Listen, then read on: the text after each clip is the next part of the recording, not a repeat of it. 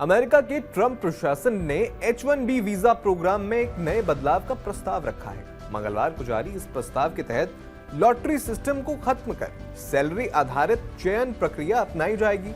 इसका मतलब ये हुआ कि प्राथमिकता उन विदेशी कर्मचारियों को दी जाएगी जिन्हें ज्यादा सैलरी का ऑफर मिला हो। साथ ही नए H-1B वीजा आवेदनों पर $1 लाख यानी लगभग 84 लाख रुपए की एक मुश्त फीस लगाने का सुझाव तो पहले ही दे दिया गया था।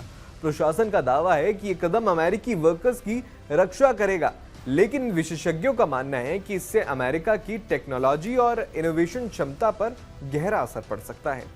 पहले H-1B वीजा का चयन रैंडम लॉटरी से होता था, क्योंकि हर साल 85,000 वीजा दिए जाते थे, लेकिन आवेदनों की संख्या 4 से 5 लाख तक पहुंच जाती थी।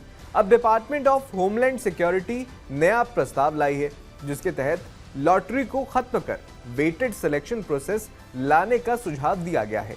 इसका मतलब यह हुआ कि अगर आवेदन कोटे से ज्यादा हो तो ज्यादा सैलरी वाले उम्मीदवारों को पहले मंजूरी मिलेगी। इसके अलावा $1 लाख की फीस तो है ही, जो कंपनियों को चुकानी होगी।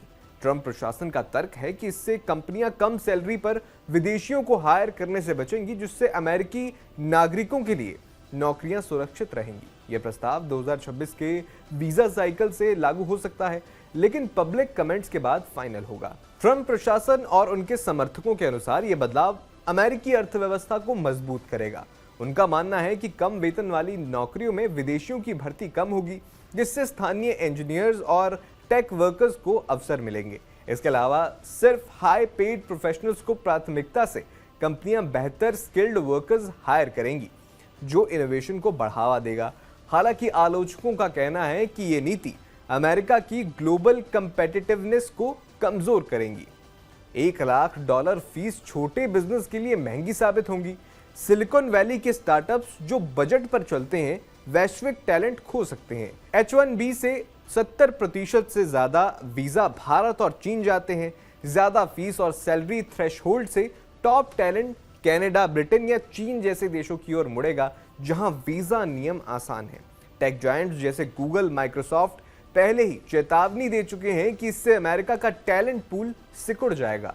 विशेषज्ञों के अनुसार 2024 में H-1B वीजा ने अमेरिकी जीडीपी में $1.5 ट्रिलियन का योगदान दिया।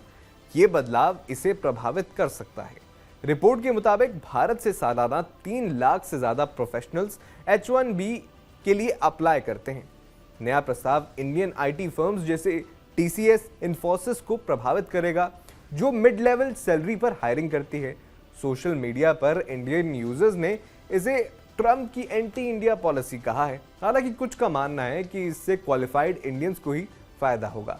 आपका इस पर क्या कहना है? हमें कमेंट बॉक्स में जरूर बताएं।